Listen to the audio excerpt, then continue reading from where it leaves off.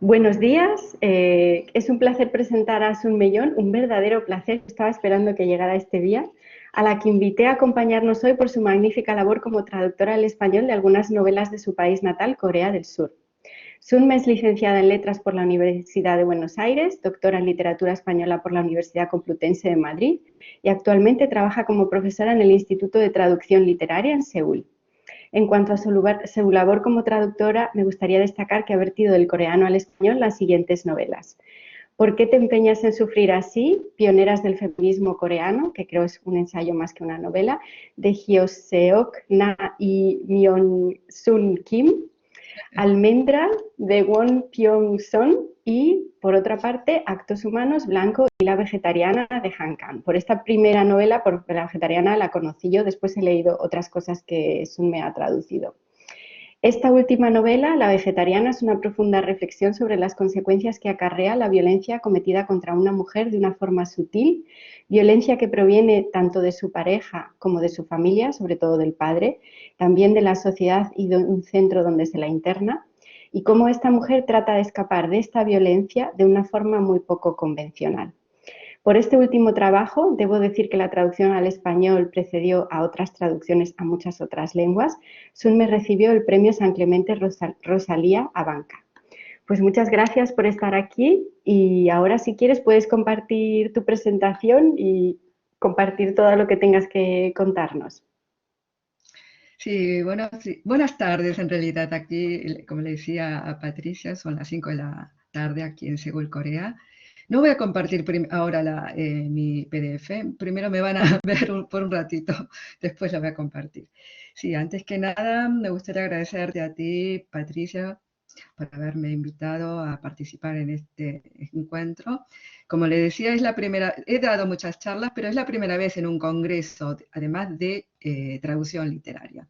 Así que me parece muy valioso esta oportunidad. Y he titulado mi presentación Traducir es habitar en el límite, porque me gustaría hablar precisamente de los límites. Mejor dicho, podrían ser también bordes, márgenes, fronteras, periferias, en fin, es todo aquello que está más alejado del centro, del núcleo. De eso me gustaría hablar. Para mí es eso la traducción. Y bueno, a esta altura se dirán, bueno, esta traductora coreana habla español sin nada de acento coreano, ¿verdad? Y también algunos se habrán dado cuenta enseguida que tengo un acento muy particular y también muy específico, ¿no? Sí, así es, mi acento es argentino al 100%, sí. Y tal vez este detalle es todavía más curioso que el hecho de que no tenga acento coreano, ¿no? Bueno, esta cuestión de identidad lingüística y cultural es lo que en definitiva me llevó a ser traductora. Por eso, si me perdonan, voy a hacer un poco de referencia a mi vida personal. No es lo que suelo hablar en mis clases, pero al final siempre terminamos en ese tema, así que hoy decidí empezar por eso. Y después les hablaré de La Vegetariana, la obra que considero mi mejor acierto como traductora, y también un poco de literatura e idioma coreanos. Bueno, nací en Corea del Sur, ¿verdad? Es un pequeño país de Asia del Este entre China y Japón. Ahora es un país conocido mundialmente por diversas razones, ¿verdad? La música, las películas, las series, pero hasta hace unas décadas no era tan así. Era prácticamente un país desconocido. A los 5 años mis padres emigraron a Argentina, ¿no? Que es el país que se encuentra en las antípodas de Corea, ¿no? Literalmente las antípodas. Si se trazara una línea recta desde Corea hasta al otro lado del planeta, caeríamos en Buenos Aires o Uruguay por ahí. Y digamos que me fui desde un extremo o borde del mapamundi al otro extremo del mapamundi, ¿verdad? Y afortunadamente me llevaron cuando era muy pequeña, ¿no? Y aprendí mis primeras letras en Argentina. Es decir, nunca recibí educación en Corea. Y digo afortunadamente porque eso evitó que mi manejo del idioma, ¿no? Sufriera contaminaciones lingüísticas. Considero que mi español es auténticamente argentino o español, ¿no? Y bueno, en Argentina pasé por todos los niveles educativos, la primaria, la secundaria y la universitaria. Y mi formación es básicamente filológica, a que me licencié en letras, como bien me presentó Patricia, en la Universidad de Buenos Aires. Y después hice el doctorado en España sobre filología, sobre literatura española medieval. Nada que ver con la traducción, ¿verdad? Mis planes eran dedicarme a la investigación filológica y de literatura española medieval, pero la vida me llevó por otros derroteros. En fin, que no tengo ningún tipo de formación en traducción y sin embargo estoy traduciendo, ¿verdad? ¿Y cómo es que llegué a eso? Bueno, yo creo que fue algo inevitable, porque justamente, ¿no? Toda mi vida creo que me he sentido así siempre, ha sido habitar en un límite, en un borde, en la frontera de dos mundos diferentes. El de mi casa, donde hablábamos coreano, pero un coreano muy familiar, muy básico, donde comíamos comida coreana y también veíamos series y telenovelas coreanas, en esa época a través de vídeos que alquilábamos. Y por otro lado, el mundo de afuera, que era el de mis amigos, el de la escuela, ¿no? Ambos mundos totalmente diferentes y con idiomas diferentes. Y mi vida consistía en eso, en traducir en un mundo al otro, ¿no? En hablarles a mis amigos de ciertas reglas y costumbres que teníamos en casa, que eran diferentes, y después explicar en mi casa que fuera se pensaba diferente, había otros valores, otras formas de ver el mundo. Creo que toda mi vida ha sido eso, conciliar dos mundos. Y eso, después me fui a España, ¿no? A hacer el doctorado y estuve 7 años y ahí como que integré un tercer elemento lingüístico que es el español peninsular, que bueno, sí, nos entendemos perfectamente, ¿no? Entre latinoamericanos y españoles peninsulares, pero qué diferencias las hay, ¿verdad? En fin. Y bueno, he terminado el doctorado, me vine a Corea y con eso yo creí que iba a completar que era la vuelta al origen, ¿no? Mis padres me habían llegado de Argentina, había parado en España, y que volviendo a Corea completaba un periplo y volvía a mi origen, y que yo creí que ya no tendría que vivir al mismo tiempo en dos mundos, sino que no, ya era coreana de rasgos y iba a vivir en Corea. Pero no fue tan así, realmente. Tengo aquí una ayuda a memoria para no irme por las ramas. Resultó que seguía siendo tan extranjera en Corea como lo fui en Argentina o España. Incluso más, porque yo no manejaba bien el coreano. Como les dije, nunca recibí educación en la escuela coreana, ¿verdad? Mi madre me enseñó a leer en casa. Sin embargo, por mis rasgos coreanos esperaba que yo manejara bien el coreano. Y por no manejar bien el coreano, hasta se daba la situación absurda de que la gente en Corea dudaba de mi manejo de mi español. En fin, ahora ya han pasado 25 años en Corea y ya nadie, cuando hablo, por suerte, nadie se da cuenta de que soy extranjera cuando hablo coreano. Pero aún hoy, si tengo que preparar un trabajo, a veces lo escribo primero en español y pido que lo traduzcan. O si lo escribo en coreano, me lo tienen que revisar y corregir todavía, ¿no? Eh, es decir, con esto quiero decir que para mí lo de la traducción ha sido siempre más bien una estrategia vital, una forma de vida, ¿no? Después en Corea, la mayoría de mis trabajos fueron de traducción desde el principio, sí, pero digamos que ya traducía creo como estrategia vital, ¿no? Y para mí la traducción es eso, ¿no? Extender un puente en el borde, frontera o límite, para que todos se comuniquen y se vuelvan inteligibles el uno para el otro. Y si me preguntan si eso es posible, ¿no? Dos mundos tan diferentes, ¿es posible? Pues sí, según mi experiencia, es posible. Es casi posible, incluso casi al 100%. Yo creo que se pierde poco en el camino. Y la razón para mí es que independientemente de nuestra procedencia, ¿no? De si somos de Occidente o de Oriente, de qué país seamos, todos somos seres humanos y esta condición nos iguala, ¿no? Iguala básicamente nuestras experiencias, todos anhelamos, disfrutamos y sufrimos con las mismas cosas en definitiva. Y más en un mundo globalizado y cosmopolita como el que vivimos ahora, ¿no? Que generaliza además las vivencias. De todas maneras, me dirán que mi historia personal es muy particular y que no vale como experiencia para extrapolar a los traductores en general de coreano, de literatura coreana. Pero yo disiento con eso y les pido que me permitan disentir, que no se dejen engañar por mi aspecto exterior, que no cometan los mismos errores que los coreanos, que por creerme que por mis rasgos coreanos decían, es coreana. No, no, yo soy una argentina que se ha aclimatado muy bien en Corea. Soy una argentina camuflada de coreana. Y traduzco, fíjense, del coreano al español. Jamás lo haría a la inversa. Jamás traduciría literatura española al coreano. Porque el español es el idioma que domino. El coreano lo entiendo mucho más de lo que lo escribo o hablo.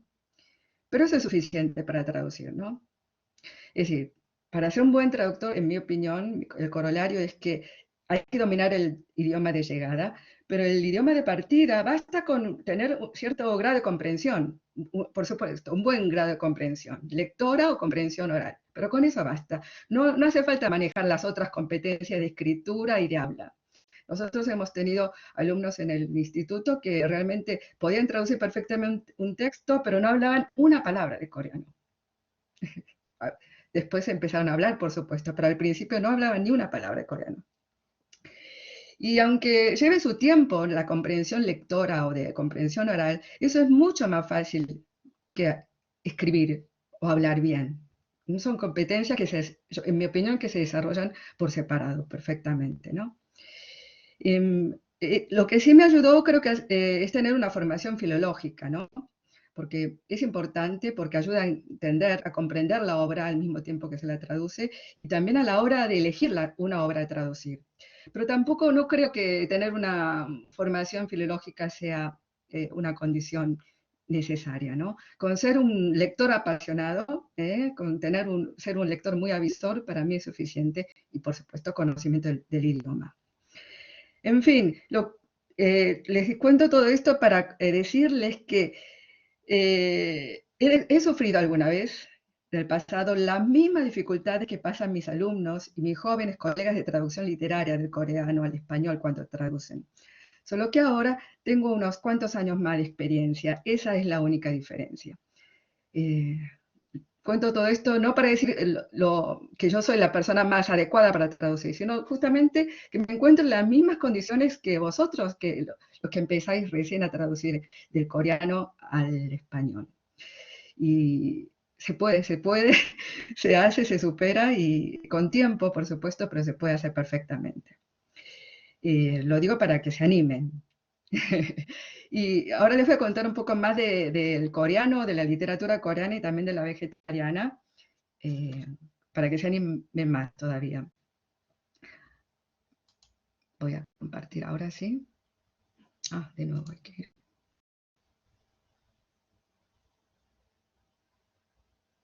Oh, ahí está.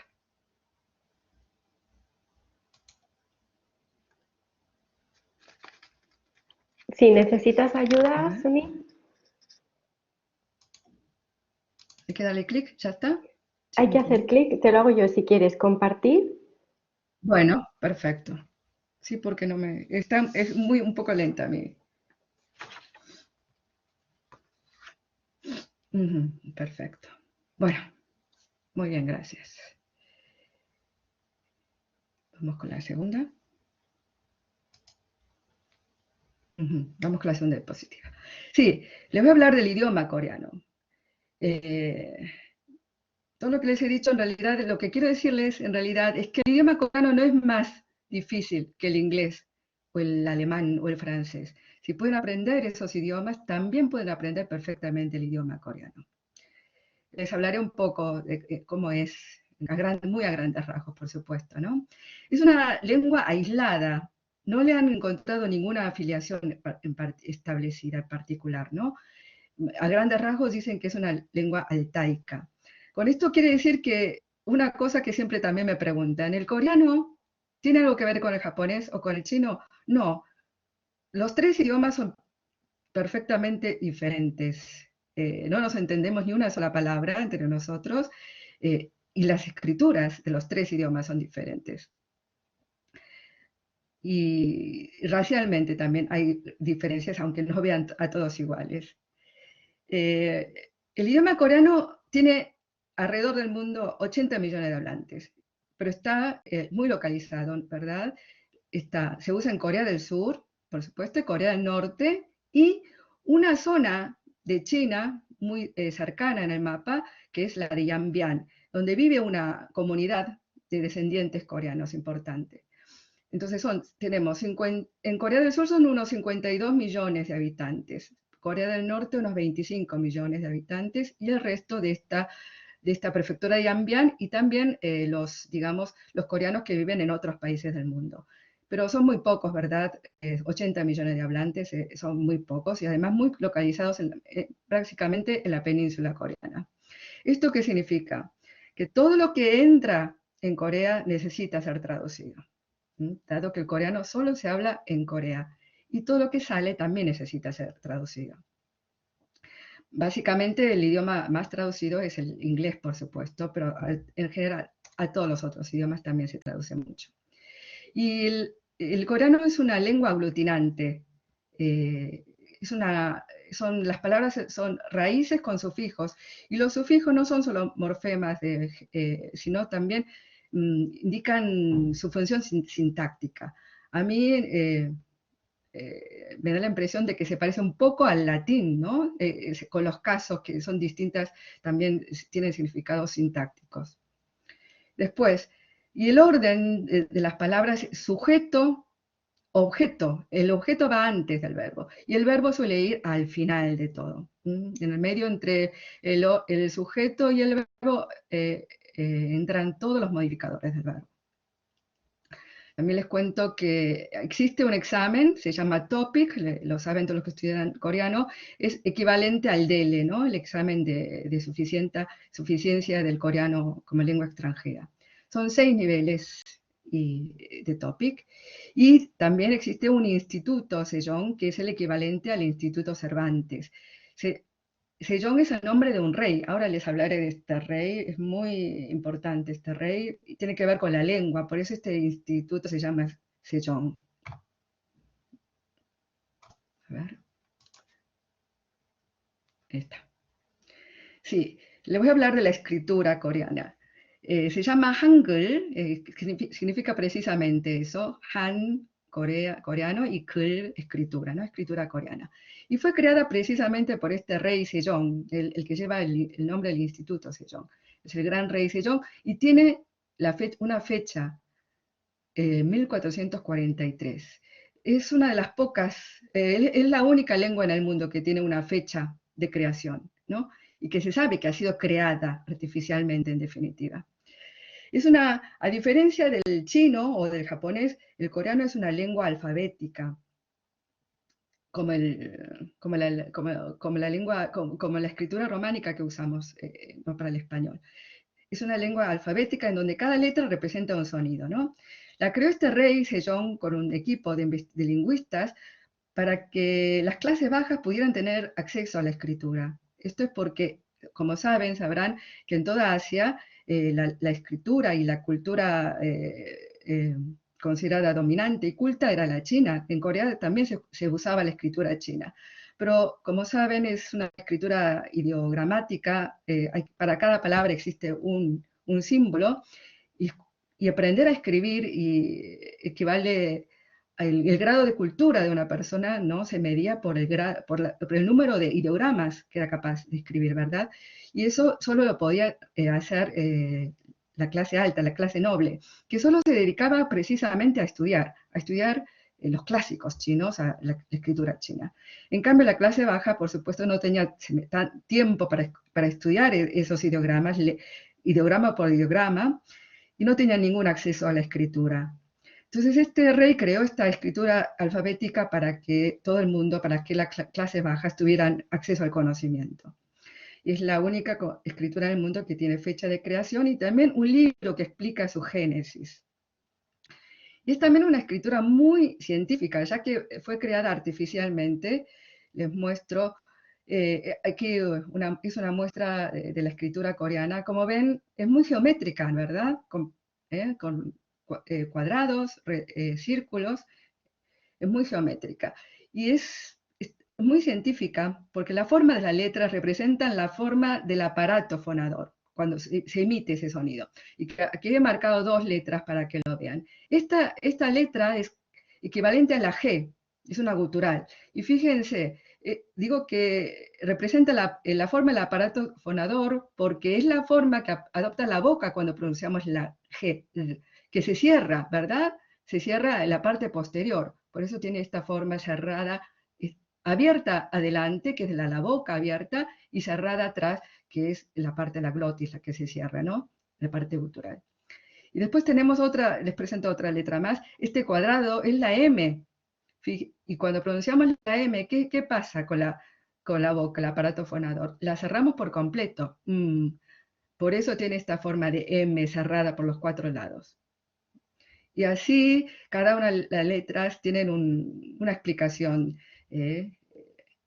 científica, digamos, ¿no? Que representa la posición de la boca, la posición del aparato fonador cuando se emite ese sonido. Sin embargo, esta escritura que fue promulgada no tuvo aceptación. Ya, como les decía, la clase noble se dedicaba a al estudio de la escritura china, y entonces esta nobleza, por temor a incomodar a China y porque la escritura era un privilegio y un poder, no quisieron adoptar el Hangul, el alfabeto creado por este rey. Y, sin embargo, esta escritura permaneció relegada a las mujeres, sobre todo a las mujeres de la nobleza, que han quedado numerosísimas cartas y textos de prosa y epístolas, en fin, un montón de textos en coreano, en el Hangul, en esta escritura alfabética de las mujeres de la nobleza. Y el día del Hangul, el día de la promulgación de esta escritura, se festeja en Corea y es un día feriado, es el 9 de octubre. Y otra particularidad que les puedo contar es que además de Corea, el Hangul se usa en una tribu de Indonesia, el Chai Chai se llama la tribu, que adoptó el Hangul como escritura oficial. Así que el Hangul, la escritura coreana, se usa en Corea y en esta tribu de Indonesia. Con esto les quiero mostrar lo fácil que es el Hangul, la escritura coreana, a diferencia del japonés y a diferencia del chino. Hemos tenido alumnos que sabían hablar japonés, pero que me han dicho, pero me pasé al coreano porque no, es más fácil el coreano, la escritura coreana. Y justamente esta escritura, fíjense si es tan fácil, está en este libro en el que se promulgó esta escritura, que explica, ¿no?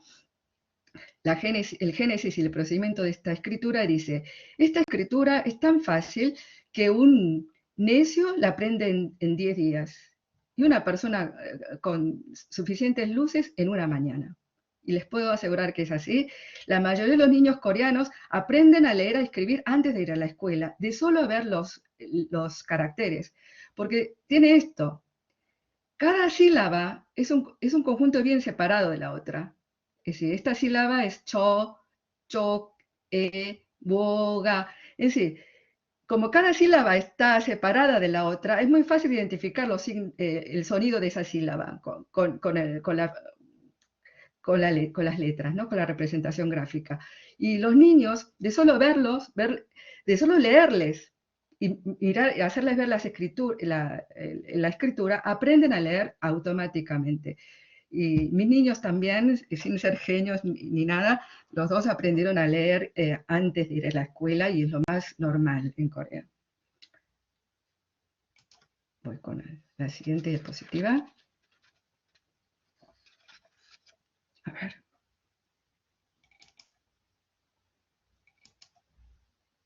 Ahí está. Les voy a hablar a grandes rasgos de la literatura coreana actual. La literatura coreana, la literatura con la que yo me encontré cuando vine a Corea en los años 90, Corea alcanzó la democracia en el año 88. Eso significó un gran cambio en todos los órdenes y sobre todo también para la literatura. La literatura coreana anterior a la llegada a la democracia, la literatura de la época, digamos, de dictadura, era una literatura muy realista y una literatura de denuncia. a pesar de que había una censura bastante fuerte, era una literatura muy seria, que se ocupaba de cuestiones muy de Corea, muy locales y muy de la época.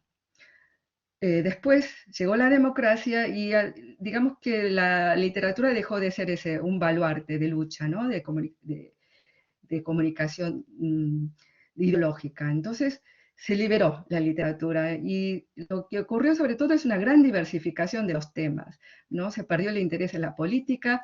En la época de la dictadura, justamente para evitar la censura, el género poético tenía bastante importancia, pero con la llegada de la democracia a partir de la década 90, empezó a tener mucho más peso y popularidad el género de ficción, la novela y los cuentos sobre todo. Otra cuestión importante es que las escritoras, mujeres, empiezan a pasar a primer plano. Eso es una... en la época anterior a la democracia los escritores eran la mayoría varones y a partir de la democracia empieza a aumentar el número de mujeres que escriben y en este momento en las listas de bestsellers es muy difícil encontrar un escritor varón, son todas escritoras mujeres realmente. Y además se diversificaron los temas, como les decía, se dio sobre todo vía libre a la fantasía, lo que era fantasía, los géneros, por ejemplo, en este momento de fantásticos o de ciencia ficción están muy en boga y no existían, por ejemplo, en la época anterior a la de la democracia. Y en este momento están muy de moda las cuestiones feministas y de género, como en todo el mundo, ¿no? Pero eso es un tema que podemos tocar en otra oportunidad.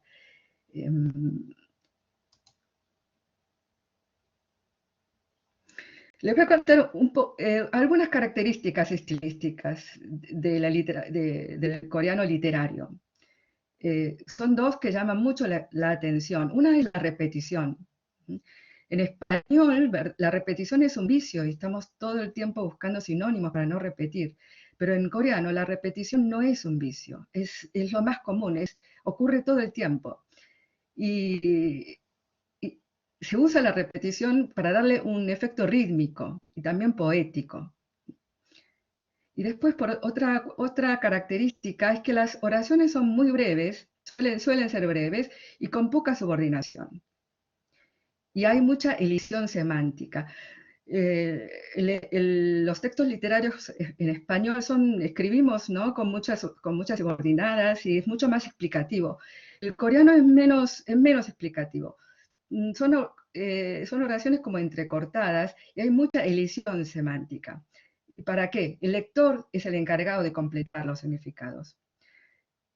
Estas son las dos características, ¿no? Por un lado, la repetición, y por otro lado, lo que yo llamo la estética del vacío, ¿no? Esas elisiones semánticas que completa el lector cuando lee. Y son dos características que influyen mucho a la hora de traducción, por eso las menciono.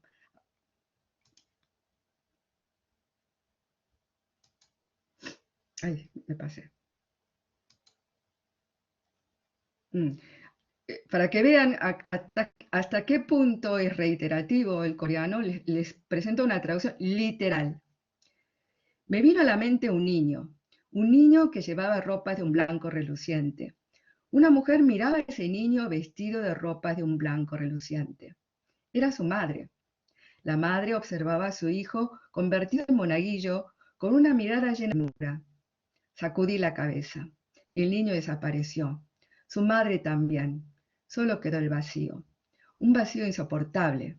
Me mordí los labios. Cerré los puños. Vi al muchacho de espaldas. Era una forma oscura. Casi parece poesía, ¿verdad? No parece prosa. Sí, justamente esta repetición le da ese estilo medio poético, es rítmico sobre todo, ¿no? Este es un caso muy extremo, lo elegí a propósito porque es extremo, de tan repetitivo. Y como ven, las oraciones son muy cortas, sin subordinación casi. Y claro, si uno es fiel al texto coreano y mantiene esta estructura tal cual la dejo, el lector en español, ¿qué diría? ¿Pero quién lo escribió? ¿Quién escribió esto? alguien que no sabe escribir, dirían, ¿verdad? Eh, Traducir del coreano al español implica muchas veces una reescritura tal vez incluso mayor que cuando se traduce de otra lengua, del inglés o del francés, ¿no? Creo que es fácil caer en ser muy literal, pero es lo que hay que evitar. Creo que yo siempre les digo a mis alumnos, estamos traduciendo no palabras, sino que traducimos significados. Y esto que es la regla de oro, digamos, de la traducción, creo que es fundamental para traducir del coreano al español, ¿no? Porque todas estas oraciones, para que esto tenga sentido, sea legible en español, ¿verdad? Hay que volver a reescribirlas, unir varias con subordinación, por ejemplo. Y esto, lo que les decía del vacío semántico, ¿no? Fíjense que el niño desapareció, su madre también, y no explica en qué sentido, qué pasó, por qué desapareció, solo quedó el vacío. Bueno, por ejemplo, me mordí los labios, cerré los puños. Esto es muy común también, no dice, me mordió los labios y cerró los puños de la ira o del susto. No, solamente la descripción física y uno tiene que, digamos, entender en el contexto en qué sentido lo dice. Creo que para ser traductor del coreano hay que tener un nivel más grande, mucho más importante de interpretación, ¿no? De comprensión a todo nivel, no solo de las palabras, sino literario y narrativo de todos los niveles. Es difícil, pero no es imposible. Como todo, es una cuestión yo creo, de ejercitación mental, ¿no? Bueno, les muestro, este es el instituto donde el Instituto de Traducción Literaria de Corea es donde trabajo, donde está la Academia de Traducción, que es donde vienen los alumnos a estudiar traducción coreana, de literatura coreana. Yo no sé, lo tendría que investigar más, me dirán tal vez ustedes después, si los países suelen tener, ¿no? Un instituto, este es un instituto que depende del Ministerio de Educación de Corea, ¿no? Si tenéis algún tipo de organismo así oficial que promueve la traducción literaria. Este organismo está enteramente dedicado a promover la traducción literaria, y no traducción de otros géneros, sino literaria. Y tiene que ver, yo creo que tiene que ver, existe este organismo, tiene que ver con que el coreano solo se habla en Corea, lo que les decía al principio, y todo lo que sale de Corea tiene que ser traducido a otros idiomas. Entonces, claro, si se fija, si lo veis, en este momento, otras formas de la cultura coreana, por ejemplo, el cine, la música está muy difundido en el mundo, pero la literatura coreana todavía no. Como que falta un impulso, ¿verdad? Y este es el instituto, el organismo que se encarga de impulsarlo.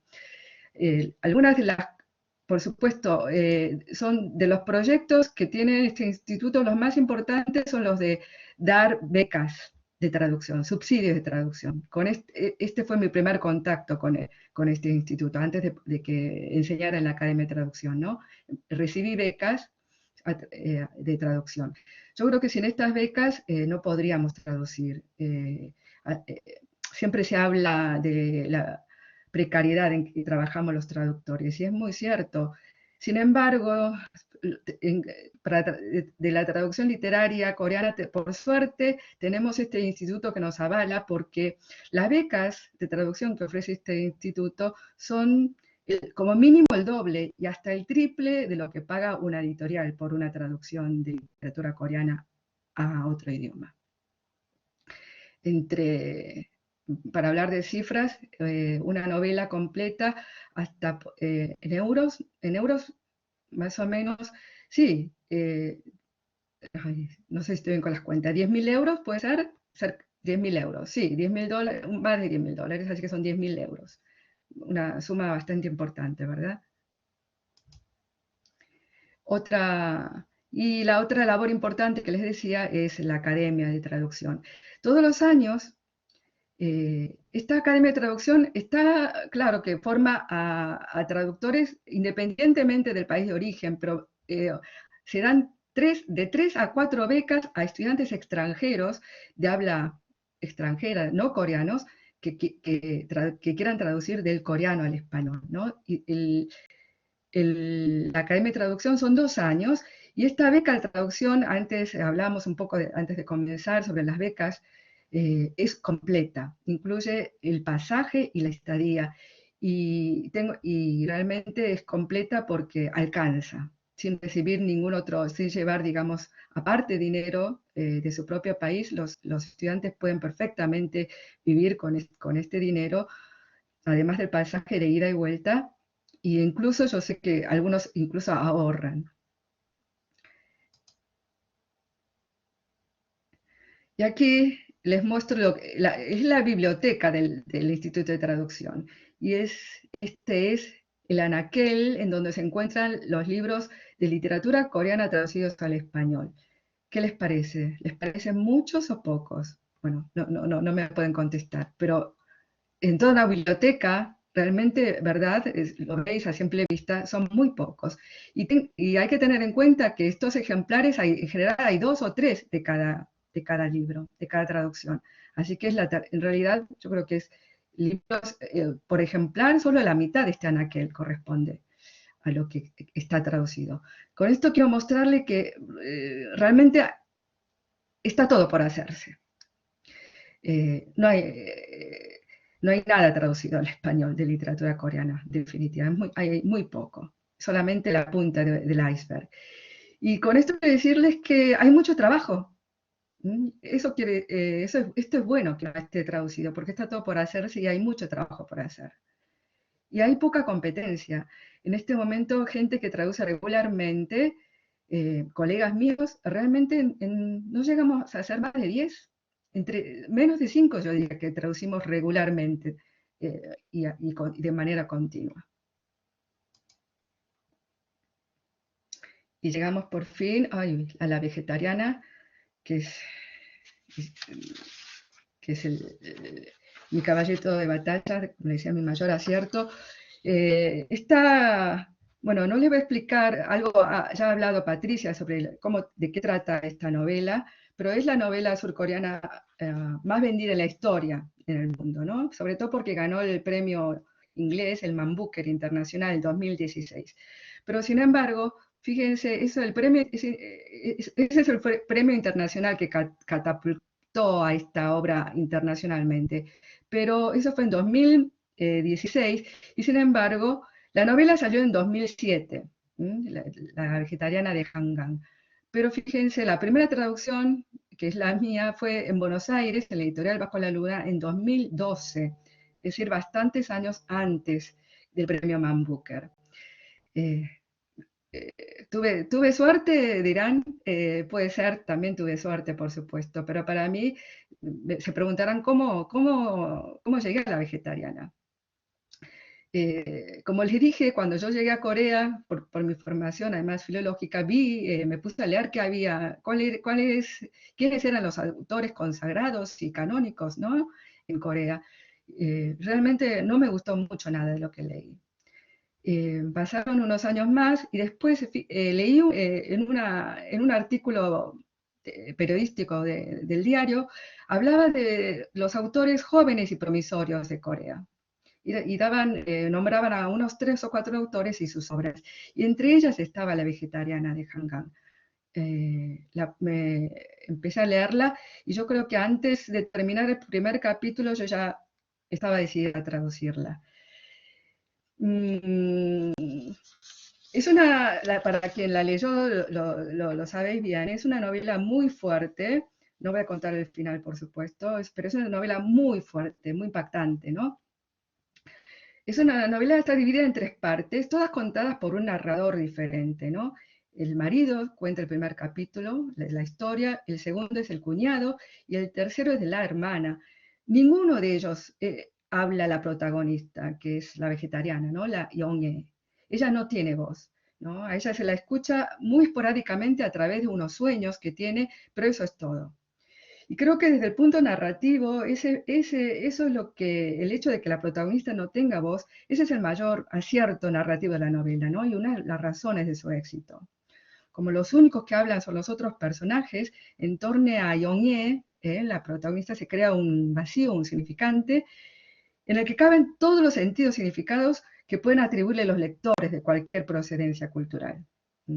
Yo cuando la leía, es como que piensas, claro, si ya por lo que dicen los otros personajes y que no todos ellos están de parte de la protagonista, con solo leer eso ya te das cuenta ya te duele la novela, duele mucho leerla, lo que sería si ella misma pudiera contar su historia, ¿verdad?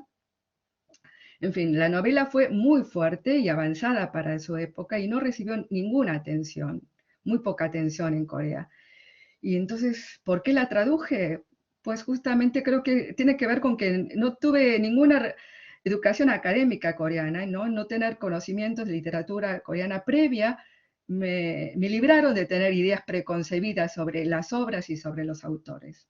Es decir, no me importó si en Corea era un bestseller, si gustaba o no, me gustó a mí y dije, esto al público de lengua hispana yo creo que va a gustar muchísimo y la traduje. La traduje y la traduje en 2011, salió publicada en 2012 y ese mismo año el Instituto de Traducción llevó a Hangang a Buenos Aires a la presentación de La Vegetariana. Y yo no fui, solamente llevaron a Hangang. Fue a la Feria del Libro de Buenos Aires. A la vuelta, Hangang fue ella quien se comunicó conmigo. La verdad es que yo no me había comunicado con ella. Traduje la novela, se publicó, y a la vuelta de su viaje a Buenos Aires se comunicó conmigo y quiso comunicarse conmigo para agradecerme, por supuesto, que le tradujera la novela y también para contarme sobre su experiencia, ¿no? Porque en Buenos Aires, como les dije, en Corea no recibió prácticamente ninguna atención, pero al otro lado del mundo, ya cuando ella fue, se habían vendido más de 1000 ejemplares de la novela, lo cual es un buen número para un autor y para una literatura prácticamente desconocida en el mundo. Cuando ella hizo su presentación de la novela, lo hizo a sala llena. Y eso la impactó y por las preguntas que le hicieron, me dijo, me entendieron, no puedo creer que me hayan entendido más en el otro lado del mundo, en la otra punta del mundo, más que en Corea incluso, ¿no? Que en su propio país. Y así nació mi amistad con Hangang y después, por supuesto, seguí traduciendo sus otras novelas. Por eso salió primero en Buenos Aires, 4 años antes del Man Booker. Y después, un año después del Man Booker, esta editorial Rata, que es una editorial pequeña de España, también compró los derechos antes del Man Booker. Ellos sí sacaron la lotería. Así que se publicó en 2017 en España, pero ya había salido 5 años antes en Buenos Aires. Y aquí les muestro la otra obra de Hangang, Actos Humanos, que también trata de la violencia. El tema de la violencia es un tema muy recurrente y que le preocupa mucho a Hangang, pero en este caso es una violencia de tipo política, ¿no? No me quiero explayar mucho, ya estamos llegando a la hora. Aquí les dejo la cara, esta es la cara de Hangang, por si la queréis ver. No, y lo que quiero redondear con esto es que en este territorio de traducción de la literatura coreana, donde está todo por hacerse, el rol del traductor es semejante al de un agente literario. Porque los traductores somos que elegimos las obras que damos a conocer. Por ser una literatura poco conocida, sobre todo también tiene algo positivo, que hay menos injerencia del mercado, ¿no? De los intereses económicos de las editoriales y también de las agencias literarias, que muchas veces más que ayudar impiden las publicaciones. En definitiva, los traductores en el terreno de la literatura coreana tenemos libertad para elegir las obras a traducir y esto es muy importante porque nos coloca en un rol muy activo y también hasta decisivo, ¿no? La difusión de una literatura. Y ya estoy terminando. Para redondear el tema de los bordes y límites del que hablaba al principio, me gustaría decirles lo siguiente. Cuando yo era joven quería figurar, quería estar en el centro, ¿no? Mi deseo, como les dije, era ser catedrática y enseñar literatura española medieval en una universidad coreana. Pero la vida me llevó por otros derroteros, dejé eso y se me abrió el camino por delante de la traducción literaria. Y realmente no me arrepiento, creo que fue mi mejor elección. Tuve mucha suerte, fui muy afortunada. La traducción, como todos sabéis, es un camino muy arduo, pero también apasionante. Y lo seguí porque me gustó simplemente, a pesar de que en Corea no le conceden ningún tipo de valor académico a las traducciones.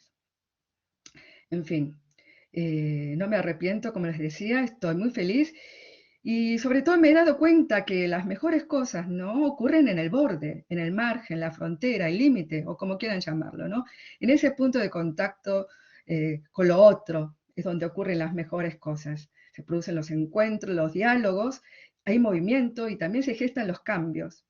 En cambio, el centro, por supuesto, es lo seguro, lo firme, lo ya sólido, pero también es lo que está anquilosado y estancado, ¿no?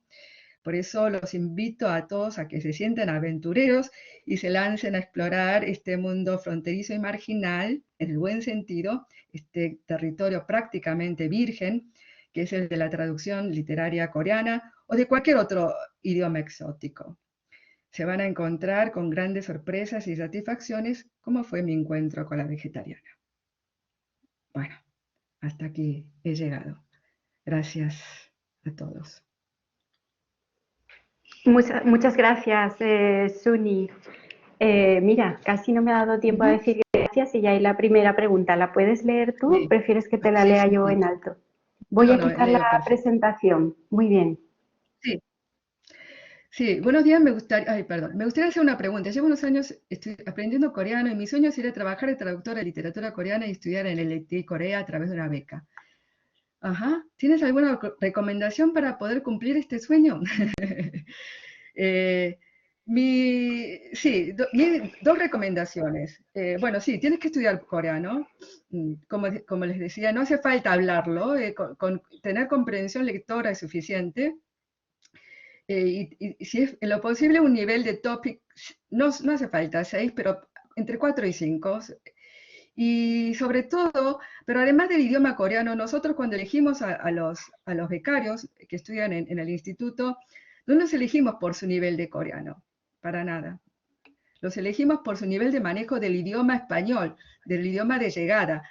Eh, Tienen que hacer una prueba de traducción. Se les da un texto para que lo traduzcan al español. Pero yo en esa traducción yo no me fijo en cuántos se equivocaron de interpretación del coreano, sino en cómo escriben en español. Para mí eso es más importante. Es la base, por supuesto, escribir bien en su propio idioma, en el idioma al que se va a traducir. Esa es mi recomendación.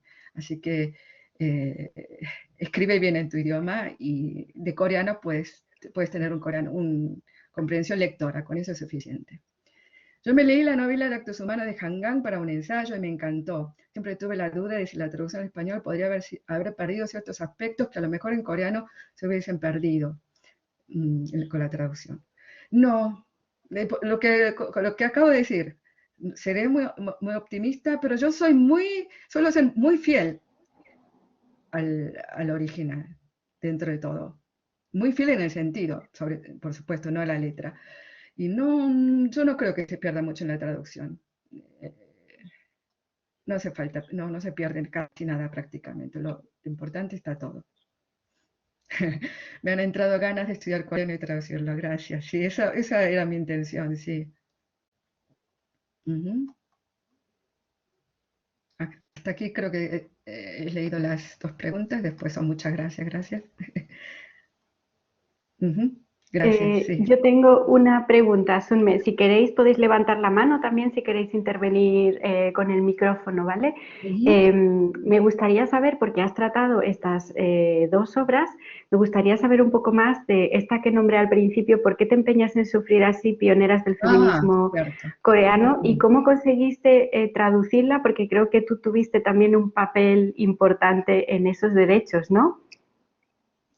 Sí, Sí, en realidad la pasé por alto, estaba entre las diapositivas, entre al final, por cuestiones de tiempo la pasé por alto, pero justamente, claro, en otro tipo, si es cuando traducimos otro tipo de literatura, que está más dominadas por el mercado, ¿m? Creo que el traductor tiene menos espacio para decidir qué traducir, ¿no? En general son las editoriales las que se comunican y preguntan, ¿puedes traducir esto? ¿Te gustaría?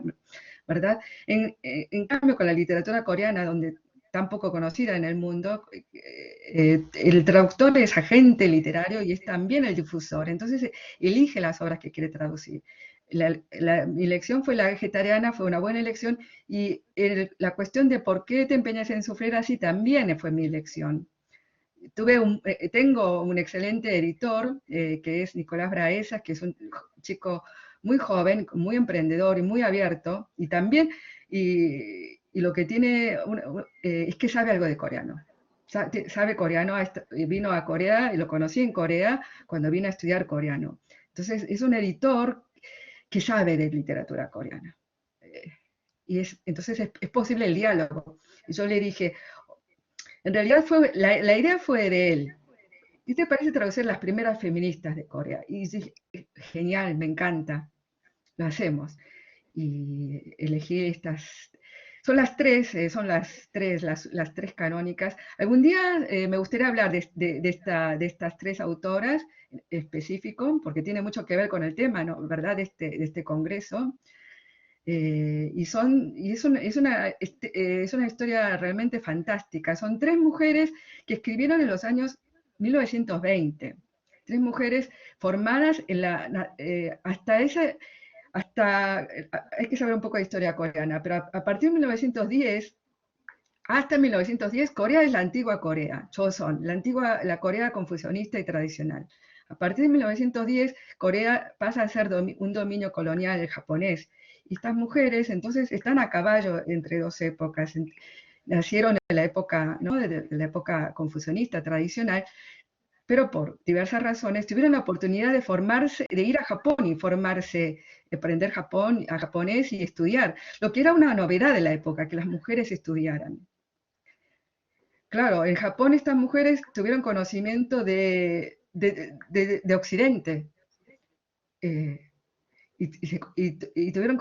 se contactaron con todas estas ideas feministas que ya circulaban en Occidente en esa época.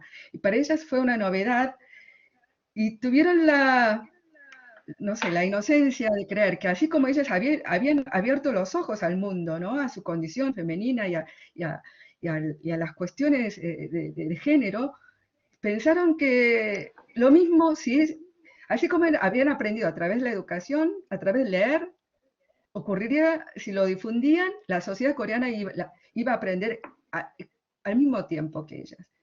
Y fue muy duro, no pasó nada de eso, por supuesto. Las tres escritoras fueron realmente, es poco decir, vilipendiadas. Las tres terminaron muy mal. Una murió en la calle con una insania mental, no se sabe ni cuándo murió exactamente. Y otra quedó también, estuvo recluida también en un psiquiátrico, no se sabe tampoco cuándo fue su final. Y la tercera, que se salvó y que vivió hasta la ancianidad, se convirtió en monja budista. Eso quiere decir que abandonó este mundo. Así que las tres, es una historia literaria, pero también de vida muy interesante. Y quedaron sepultadas totalmente. 10 años después de su muerte nadie las mencionaba ni nadie sabía de su existencia. Y se las comenzó a rescatar muy tardíamente en los años 80, 90. Así que son muy interesantes. Bueno, ya me pasé, perdón. No, no, tenemos unos minutitos más. Si queréis preguntar algo, ahí hay una pregunta, un A ver, comentario. ok. Sí, yo me pregunto lo contrario de la pregunta anterior. ¿Qué dirías que estas novelas han ganado a través de la traducción?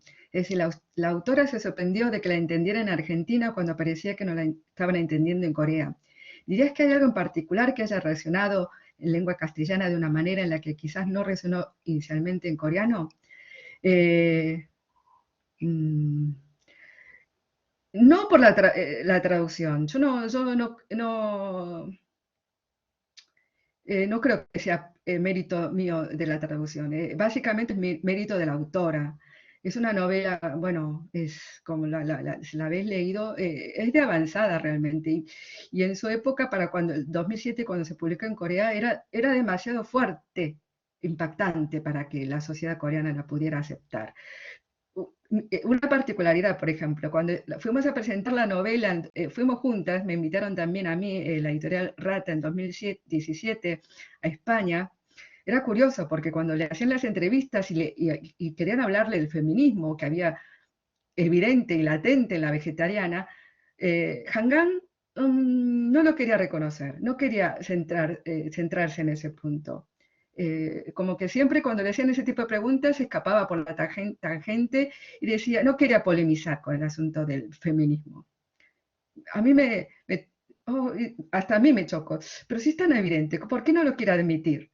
Pero ni ella misma se admitía como feminista, ¿no? Evidentemente. Sin embargo, este año, hace el mes pasado, ¿verdad? Unas semanas atrás, Corea fue el invitado país de honor en la Feria del Libro de Bogotá. Y también nos hicieron una entrevista, esta vez virtual, por Zoom, a Hangan y a mí. Y en esa entrevista otra vez se refirieron al feminismo de la vegetariana. Y esta vez sí lo admitió. Así como si nada, Hangan admitió que era novela feminista. Y bueno, me alegre, pero es como que la obra, o como sea, se adelantó a su época e incluso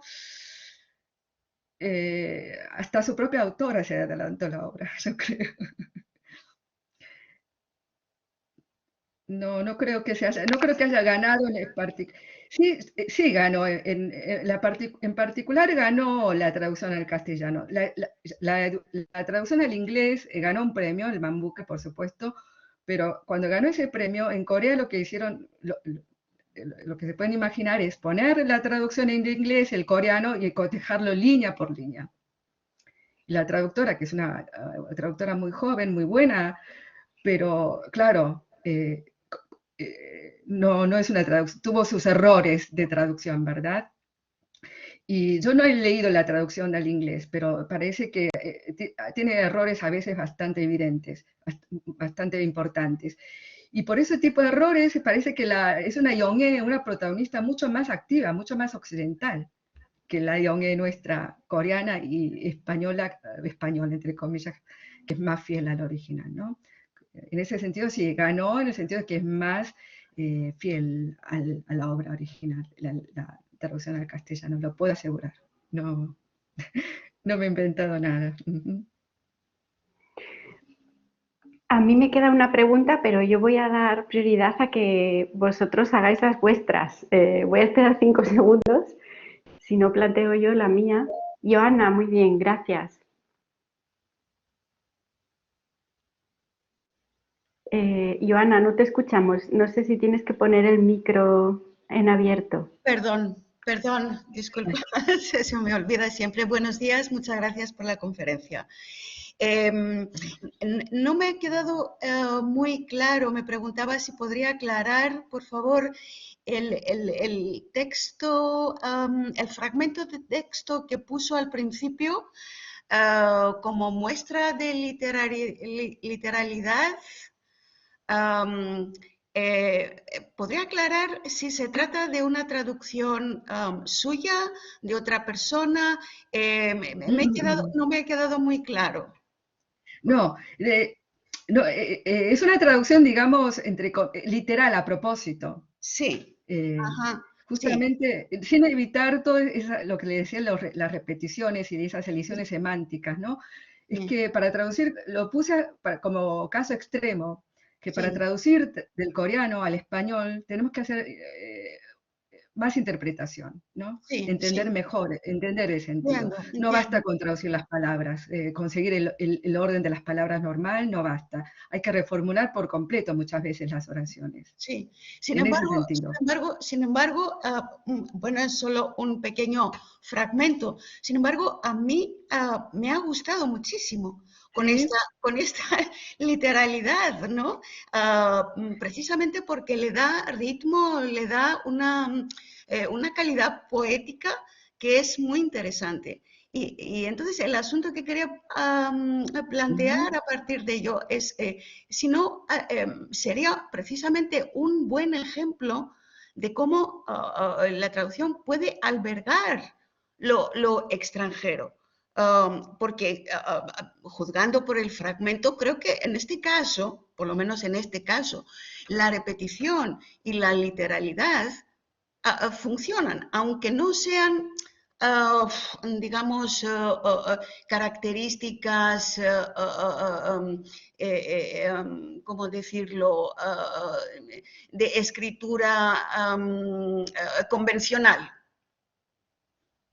Sí, por supuesto. Si un párrafo que merezca darle esa amorosidad, esa repetición, perfecto, ¿verdad? Depende de qué parte estés traduciendo. Pero si está contando un episodio de hechos rápidos y se producen todo este tipo de repeticiones, es como que cansa si es todo el tiempo la novela de esta manera. Yo voy dosificando, depende ¿no? de la parte que estoy traduciendo. Si es una parte muy morosa y que da para estas repeticiones rítmicas y poéticas, soy más fiel tal vez. Pero otras partes en que es necesario ir más rápido, ¿no? Darle más ritmo a la narración, hago otro tipo de cambios, ¿no? Hago otros cambios.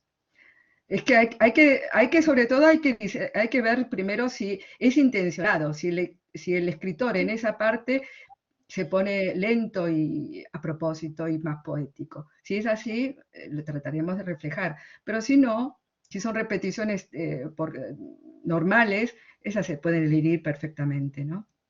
Sí, entiendo. Muchas gracias. Muchas gracias. Bueno, si no hay más preguntas, yo me quedo con la mía para otro momento y podemos dar por concluida esta sesión. Muchísimas gracias por toda la información que nos has dado. Ya ves que estamos aquí pensando en un montón de cosas, no solo en esto que nos has explicado, realmente la lengua coreana, ¿no? Que es tan diferente, pero que no hace falta un nivel hablado muy alto ni ser experto, sino que es verdad, debes ser un experto realmente de tu propia lengua para traducir, ¿no? Y por estas diferencias culturales que tú realmente has sabido traspasar a nuestra lengua y que has llevado a un mundo mucho más grande, ¿no? De lo que era la intención de la autora. Así que muchas gracias, Suni. Bueno, Bueno, encantada, me ha gustado muchísimo estar así, a pesar que estamos tan lejos de la distancia. Esperamos algún día conocernos y con otro tema. Me encantaría seguir hablando de literatura coreana, así que estoy siempre abierta a nuevas propuestas. Muchas gracias.